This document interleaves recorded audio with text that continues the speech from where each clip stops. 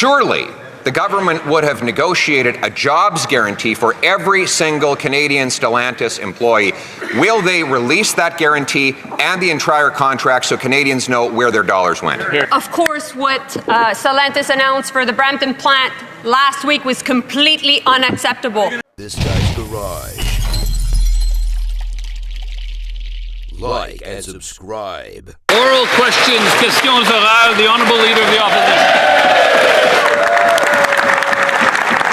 In 10 budgets, the Liberals doubled debt, doubled lines at food banks, and doubled the cost of housing. Every dollar that the government spends comes out of Canadians' pockets.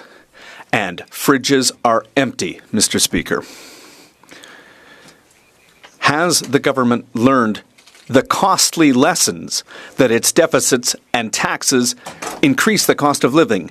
And will they reverse these inflationist policies in their budget? The Honourable Government House Leader. Mr. Speaker, we'll be talking about those issues quite a bit in the coming weeks, but last week the Leader of the Opposition questioned the independence of our legal system, of the police, and the integrity of police officers, the police officers who put their lives on the line to protect us. Today he has the opportunity to make amends in an honourable way before this House.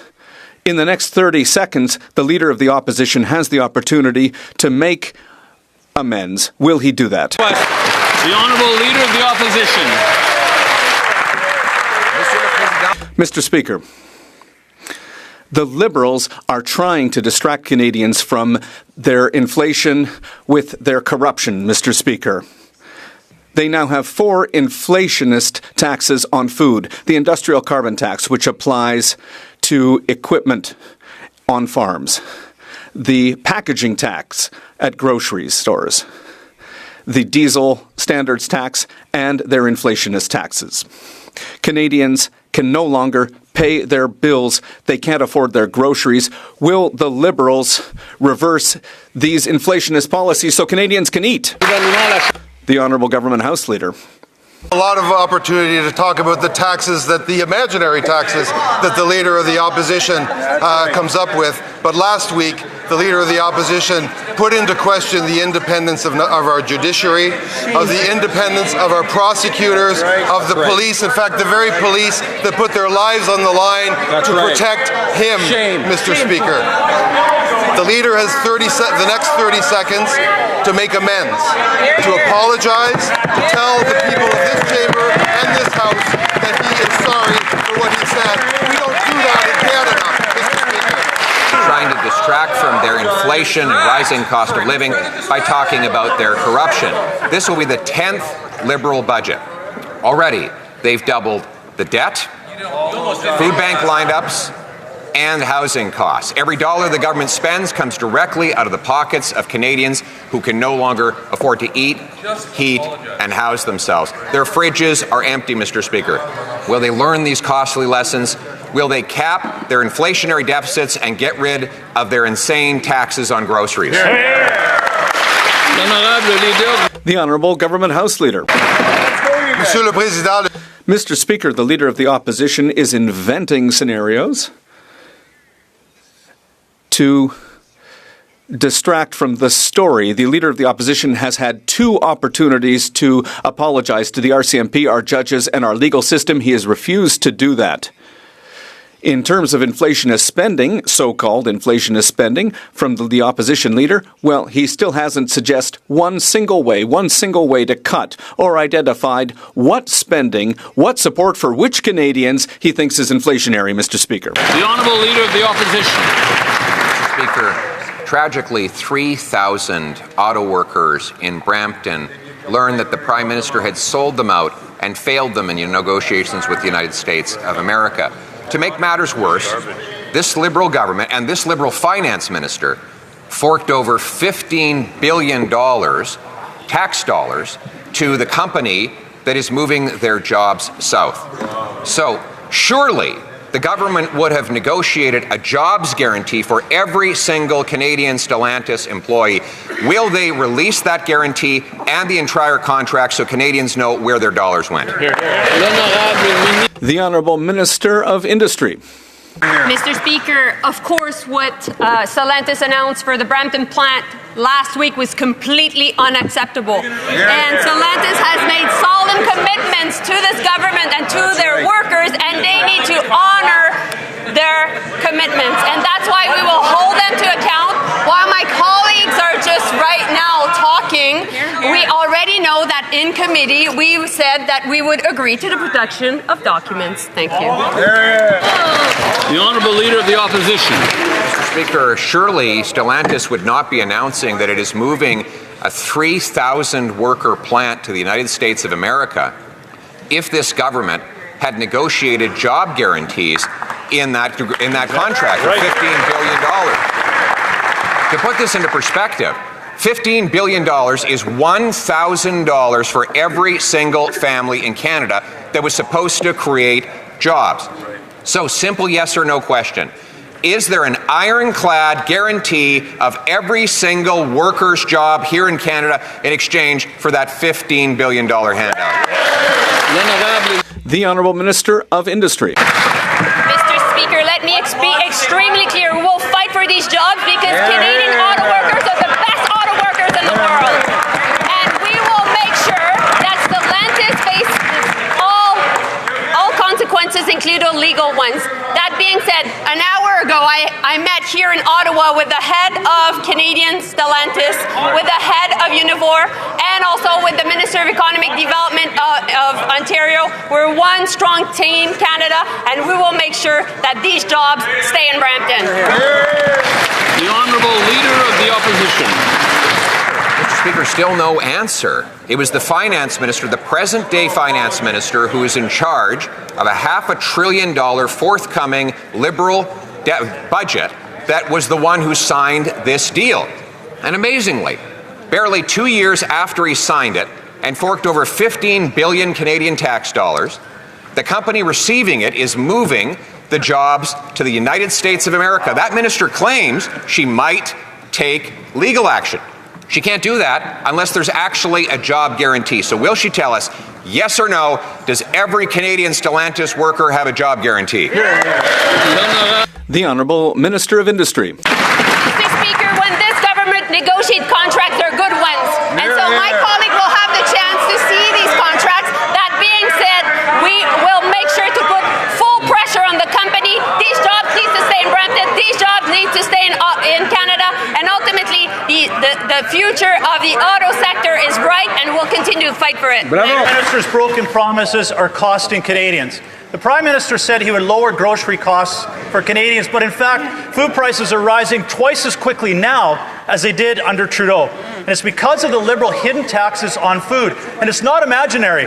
The Liberal government's own analysis said their food packaging tax increased costs on Canadians by $1 billion. Wow. A Deloitte study said it would increase fresh produce costs 34%. Will the Prime Minister scrap his hidden taxes on food, or will he break another promise to Canadians? The Honourable Minister of Jobs and Families. Well, good news for Canadians, Mr. Speaker. Last week, the Prime Minister announced that we're making the school food program permanent. So I take from the question of the member opposite. That means, Mr. Speaker, that Canadian kids all across the country are getting good quality food at school, saving families about $800 a year at the grocery store. But I hope from the nature of that question, Mr. Speaker, we can count on the party opposite to support this budget. The Honourable Member for Foothills. It was the Liberals who voted against scrapping their hidden taxes on food. And now we have 1 in 4 Canadians not knowing where their next meal is coming from. Bans on plastic food packaging, front-of-pack labeling, those will increase the cost of fresh produce 34%. The Liberals were warned these policies would increase costs on consumers, and those warnings were heeded.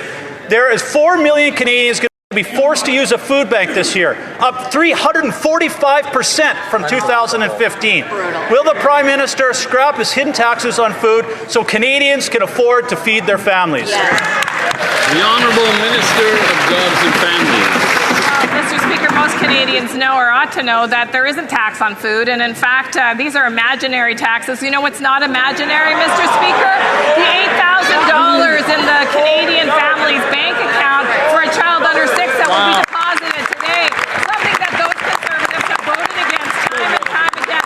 When they have an opportunity, Mr. Speaker, to make life more affordable for Canadians, they vote against the interests of Canadian families time after time. Honourable member for Cambridge.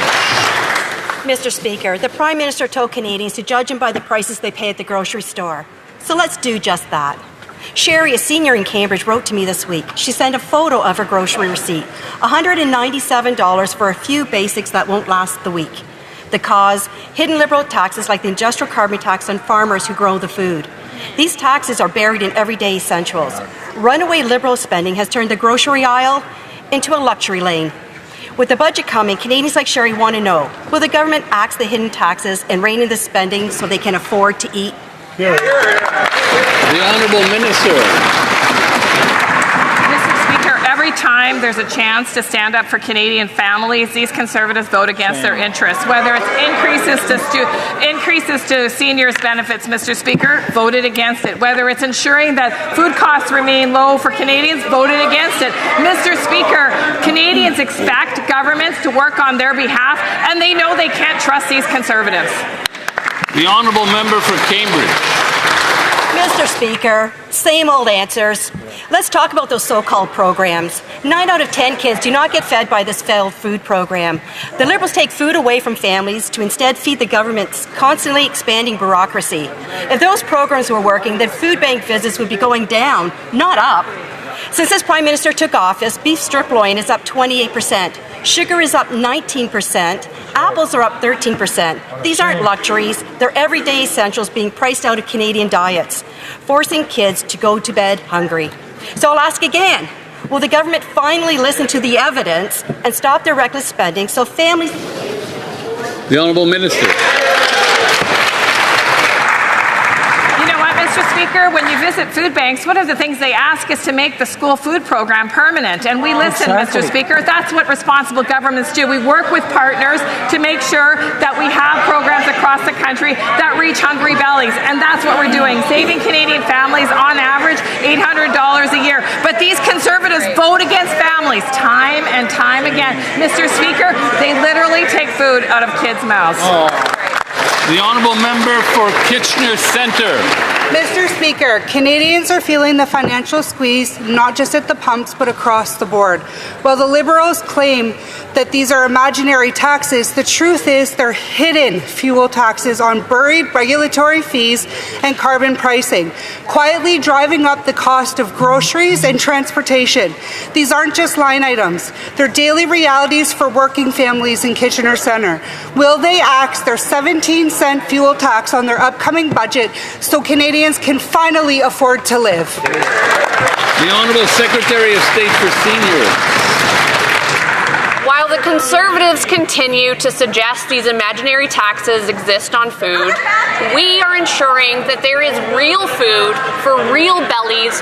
Children in schools get fed. They vote against feeding children, while over here we're ensuring that children have the food that they need, that Canadians have the support that they need, while they continue to suggest imaginary taxes and work against Canadians' interests. Every dollar the Prime Minister spends comes out of the pockets of hard-working Canadians. His Finance Minister was Industry Minister for the same Trudeau government that doubled the debt and promised that it would lead to more investment. The result? The worst per capita GDP growth in the G7 and more than a 10% drop in investment. Now the Prime Minister is set to double the Trudeau-era deficits. Will the Prime Minister keep his promise and keep the deficit under $42 billion? Well done. The Honourable Secretary of State for Financial Institutions. Mr. Speaker, I don't know where the members opposite have been, but over the last week we've announced a series of affordability measures, automatic tax filing, school food program. We've cut taxes for 22 million Canadians. We've got the GST for first-time home buyers. Interest rates are down. Mr. Speaker, we were elected on this side to build the strongest economy, most resilient economy in the G7, and that's exactly what we're going to do. Thank you. The Honourable Member for Northumberland Clark. Mr. Speaker, if more government spending was the solution, then Canada would have the most prosperous economy in the G7. The result, we have the slowest in the G7. The Liberals can call it all they want. They can call it the government spending, government investment, the fluffy kitten fund. The result is the same. It comes out of the pockets of hard-working Canadians. Once again, will the Prime Minister keep his promise and keep the deficit under $42 billion? The Honourable Secretary of State for Financial Institutions. Thank you, Mr. Speaker. Mr. Speaker, on November 4th, we are going to table the most transformational budget in our country's history. We're going to spend less. We're going to invest more in nation-building projects, in infrastructure, in homes. Mr. Speaker, we are elected on this side to strengthen our economy. We've got a leader who is serious about the economy versus a leader who's never worked in the economy. Mr. Speaker, we are elected to deliver for Canadians. That's exactly what we're going to do. Thank you. The Honourable Member for Cloverdale Langley City. Mr. Speaker, Canadians were told that borrowing billions would make their lives better. But 10 years later, the only thing growing faster than the debt is the cost of living. This year alone, they have to refinance $473 billion in debt, and that will only get harder if this government keeps spending like the bill will never come due. You can't spend your way out of inflation. So will the Prime Minister keep his word and hold the deficit under $42 billion in the next budget? The Honourable Secretary of State for Seniors. The Conservatives keep talking about cuts that they want to make to programs that Canadians rely on. They keep expecting us to make decisions that would take food out of children's mouths, Mr. Speaker, that would ensure that seniors have no old age security. We know that on their record that they vote against increases to seniors' benefits. We know that they have a record of pushing the retirement age higher and cutting benefits and leaving seniors behind. This is what they want us to do on this side of the House. We won't do that, Mr. Speaker. We will stand up for Canadians. The Honourable Member for Cloverdale Langley City. When a family can't balance its books, they lose the trust of the bank. When a government can't, it loses the trust of investors. And that's dangerous when we have to refinance $473 billion this year alone. If Canada looks reckless, borrowing will only get more expensive and every Canadian will pay the price. Canada needs a budget that shows fiscal discipline, but our current finance minister is the same guy who helped Trudeau double our debt as the industry minister. Will this Prime Minister show some fiscal discipline and commit to not exceed his $42 billion promise in the upcoming budget? The Honourable Secretary of State for Seniors. We are investing in Canadians. We're investing in a future that ensures that Canada is the top of the G7 countries fiscally. Whereas the Conservatives want us to achieve economic goals that will ensure that children don't have food in their bellies when they're at school. They want us to achieve the economic goals that they're looking for on the backs of Canadians. These are real programs, Mr. Speaker, not like the imaginary taxes that they keep referring to. These are things that Canadians really rely on and will ensure that all of us have what we need to position ourselves for the future. Honourable Member for Yellowhead. Thank you, Mr. Speaker. I've been a CPA for 26 years, and I've worked with Canadians as they navigate their personal taxes and finances under fiscal mismanagement of this Liberal government. Budgets do not balance themselves, as the Prime Minister knows well with his background. So there is no excuse to continue the fiscal disaster he inherited from his predecessor. My question is simple. Will the Prime Minister keep his promise and ensure the deficits will not exceed the outrageous $42 billion deficit of Justin Trudeau? The Honourable Parliamentary Secretary to the Minister of Finance. Excuse me. This government... I didn't hear the mic didn't seem to be on. Could the member start from the top? Bringing out the big guns. Canadians know that this government was elected with a strong mandate to build the strongest economy in the G7. And I know that we're on the right track. You know how I know? Because the experts say so. I know the opposition members may not agree, but who said Canada is fiscally sustainable? Former Parliamentary Budget Officer Kevin Page. Who said Canada is attracting the attention of global investors around the world? The CEO of our largest pension plan. Who said diversifying trade and investing in infrastructure will boost productivity? The Bank of Canada Governor, Mr. Speaker. The honourable member for Oakville West. Mr. Speaker, Bill C-12, Strengthening Canada's Immigration System and Borders Act, which is before the House today, reflect our government's commitment to protecting Canadians.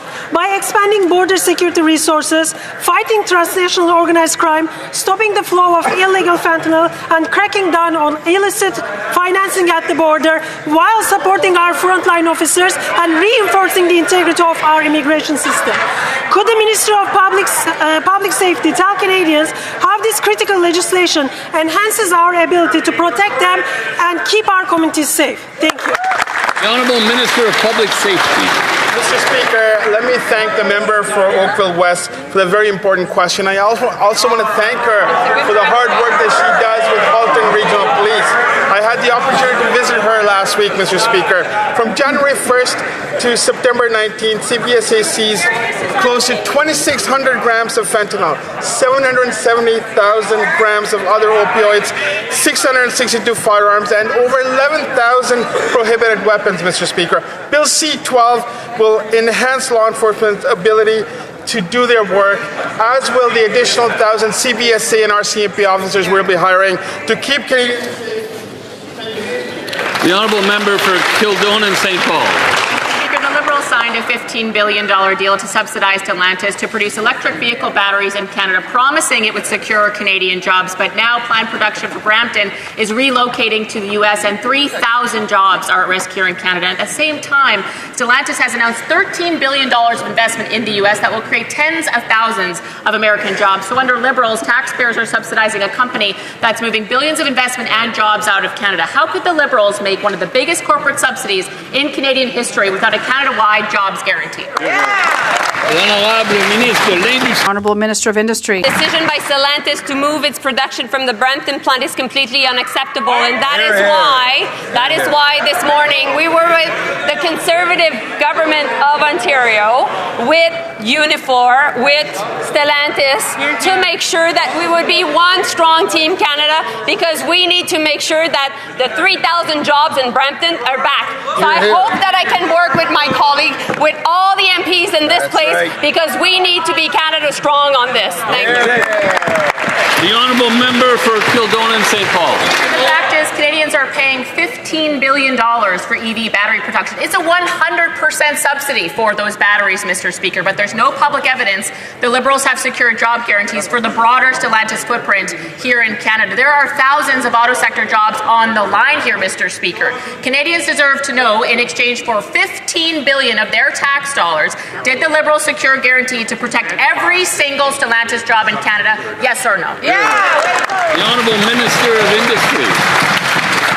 Mr. Speaker, I know my colleague is very interested in this issue, which is normal, and of course this is my number one priority right now, but she already knows the answer. The documents will be presented and produced before the committee, and of course she'll have access to the information. That's right. My goal is to make sure that we work together, because we need to fight as one Canada strong on this issue. The honourable member for Kildonan St. Paul. I'm very interested to know what the Minister of Industry knows about these contracts. Perhaps she can answer this simple question. How many Canada-wide jobs did the Liberals guarantee for $15 billion that they gave Stellantis? How many jobs? Can she tell us? Honourable Minister of Industry. Mr. Speaker, let me be extremely clear. The auto sector in Canada is victim of unjustifiable and unjustified 25% tariff by the American administration, period. Meanwhile, the auto workers are trying every day to make sure that they develop the best product on the face of the earth. And that's what we'll continue to help them to do while we're facing trade tensions with the American government. Meanwhile, Mr. Speaker, we will work with Doug Ford's administration, with Unifor, as one Canadian team, because we need to do it for the sake of our country and the sake of our work. The honourable member for Windsor-Tecumseh. Thank you, Mr. Speaker. After Stellantis was handed $15 billion for an EV battery plant in Windsor, they have now sent 3,000 jobs from Brampton to the United States. In my community, workers are now worried about their own jobs. How are they going to pay their mortgages? How are they going to feed their family? Canadians deserve transparency about these multi-billion-dollar contracts they paid so much for. Can the Liberals even confirm that their contract included a Canada-wide jobs guarantee for workers? Or will they continue to cover up for their incompetence? The Honourable Minister of Industry. Mr. Speaker, the decision by Stellantis is not only completely unacceptable, but we'll make sure to hold them to account. And that's why we'll make sure that we use all the full force of the law should the company doesn't bring the production back to Brampton. Meanwhile, the documents will be produced before committee. My colleagues will have access to it. And we'll make sure also, obviously, that all forms of support for Stellantis is being checked into, because obviously we need workers to be back in Brampton. Thank you. Honourable member for Oshawa. Mr. Speaker, the Prime Minister failed to negotiate a win with President Trump, and Canadian auto jobs are on the line. Stellantis was handed $15 billion, and they've now announced they're moving 3,000 jobs to the United States. The current finance minister negotiated these deals and bragged about it. And now these auto jobs have left Canada for the U.S., and he refuses to be transparent. Liberals are hiding from the Canadian auto workers they sold out. Failure. Simple. Is there a Canada-wide jobs guarantee, yes or no? Total failure. The Honourable Minister responsible for Canada-U.S. trade. Mr. Speaker, just because our colleague asserts with great indignation a series of conspiracy theories does not make them true. Mr. Speaker, what is true is our government is standing up for Canadian workers and Canadian businesses. The Prime Minister met with President Trump in Washington 2 weeks ago. We have engaged in a series of conversations and negotiations precisely to get a deal that's in the interest of all Canadian workers, including auto workers and other sectors of the economy in every region of the country. Mr. Speaker, that's the work that we're doing every day. The Honourable Member for Dufferin-Caledon. And the result of that meeting of the Prime Minister and President Trump was the export of 3,000 auto workers' jobs from Canada into Trump's America. Talk about failure. Meanwhile, this finance minister signed a $15 billion deal for jobs with Stellantis in Canada. It was supposed to include money to retool those plants. So what we keep asking, it's simple. If there's actually a job guarantee in this contract, and if there isn't, it's absolute negligence, why don't they just tell us how many jobs will this contract guarantee for Canadian auto workers? The Honourable Minister. Mr. Speaker, our colleague knows very well, as my colleague, the Minister of Industry, has indicated, all of that information, of course, appropriately will be put before the Parliamentary Committee. Mr. Speaker, just because our colleagues on the other side assert some falsehood with great indignation doesn't mean that it's accurate. What is accurate, Mr. Speaker, is our government is standing up with the province of Ontario, the government of Premier Ford, to defend these workers, to defend all sectors of our economy. That's the work we do in Canada. That's the work we're doing in Washington. And, Mr. Speaker, we'll continue to do that work. The Honourable Member for Dufferin-Caledon. That is unbelievably cold comfort for the 3,000 auto workers and their families whose jobs have vanished to Donald Trump's America after the Prime Minister's meeting with Donald Trump. They have to think, how am I paying my mortgage? How am I going to put food on the table? And these are the kinds of answers these Liberals give. It's a very simple question. $15 billion went to Stellantis. And in that $15 billion, if you had a clue how to negotiate, you would have included a guarantee of Canadian jobs. We don't need to wait until these contracts are released. This member should know the answer. Is there a job guarantee for Canadian auto workers? Yes or no? The Honourable Minister. Mr. Speaker, we understand that our Conservative colleagues on the other side of the aisle don't like to work with Premier Ford and his government. On this side of the House, Mr. Speaker, we will work with all premiers, every political stripe, groups representing workers and businesses, precisely to defend those businesses from the unjustified tariffs imposed from the American administration. We'll do that work in Canada, Mr. Speaker, and good news, we're also doing that work in Washington, D.C. Member across the way will have to wait for the budget to see the figures and the investment that will stem from this. But what we have said during our election campaign, and it remains our commitment, is that we will spend less to invest more. We'll build Canada strong and focus on major projects, on job creation in all regions of this country. And the member across the way is invited to read this document properly that we'll be presenting on November 4th. The Honourable Member for Mégantic-Lehable-Lobinière. I'll translate what he just said. He talks about generational investment that will cost future generations and for 10 years they've been promising their deficits will encourage investment in Canada, but the Finance Minister has done nothing but run up deficits with his spending policies. Since this Prime Minister has been elected, we're talking about tens of millions in investment that has fled Canada.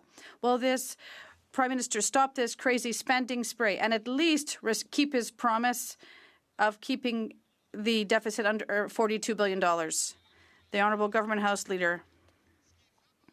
What is striking, Mr. Speaker, is that this member has risen and talked about inflationary spending, but he never identifies what exactly is the inflationary spending. Is it the Breakfast Club?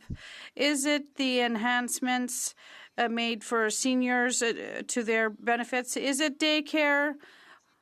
What is the inflationary spending that he speaks about? Honourable Member for Humber River Black Creek. Mr. Speaker, I was thrilled to hear the Government of Canada's announcement on the Build Canada Homes initiative. This transformative program is a bold and critical step towards making housing more affordable for Canadians by accelerating the development of affordable homes all across the country. I had the honour of attending one of the many announcements in Toronto and saw firsthand the excitement and hope that this program is bringing to all of our communities. Could the Minister please give the House an update on the great work that's being done under this housing initiative? Honourable Minister of Housing and Infrastructure. Mr. Speaker, I thank my honourable colleague for the question, and we know Canadians urgently need more affordable housing, and Build Canada Homes is set to deliver that. We just announced last week the first Build Canada Homes project, Arbro Downsview, which is 550 new homes. Wow. This project is a perfect example of how we're making real progress using innovative construction materials, prioritizing Canadian materials to build faster and smarter, ensuring Canadians have access to affordable housing. And that's just the beginning, Mr. Speaker. Honourable Member for Haldimand Norfolk. While Canadians are tightening their belts to make ends meet, this government keeps running up record deficits. This Prime Minister's reckless spending and record-breaking deficits delivered the worst per capita growth in the G7, and investments in workers are down by 10%. Now this Prime Minister is set to double the deficits, even beyond what Trudeau planned. Will this Prime Minister ensure Canadians that this deficit will not go over $42 billion in the next budget? The Honourable Secretary of State for Financial Institutions. Mr. Speaker, I know the party opposite may not like it, but let's look at some facts. Strongest credit rating in the world. AAA credit rating from S&P and Moody's. Lowest deficit in the G7. Lowest debt level in the G7. Lowest net debt to GDP in the G7. Biggest potential in the G7. Mr. Speaker, the leader opposite said he was going to bring it home. He didn't bring home the election. He didn't bring home his riding, and half his party want to send him home. Thank you, Mr. Speaker. The Honourable Member for Haldimand Norfolk. Mr. Speaker, this kind of reckless spending is just breaking the backs of our children and grandchildren. For 10 years, this Liberal government promised that billions in deficit spending would lead to more growth and investment. Now, the results are in. Canada has the worst per capita growth in all the G7, and billions in investments are fleeing this country every single month that this Prime Minister remains in office. So, when will this Prime Minister tell Canadians just how much more he plans to impoverish future generations? The Honourable Secretary of State. Mr. Speaker, while the Conservative leader continues on auditioning to be opposition leader, we are focused on building the strongest economy in the G7. Canadians on April 28th had a clear choice between two leadership styles, one with world economic experience and business experience, the others never worked a day outside of this House. Canadians made a choice. They went with our side to build the strongest, most resilient economy in the G7, and that is exactly what we're going to do. Thank you, Mr. Speaker. The Honourable Member for Beauce. Mr. Speaker, for 10 years, the Liberals have been promising that their deficits would drive investment.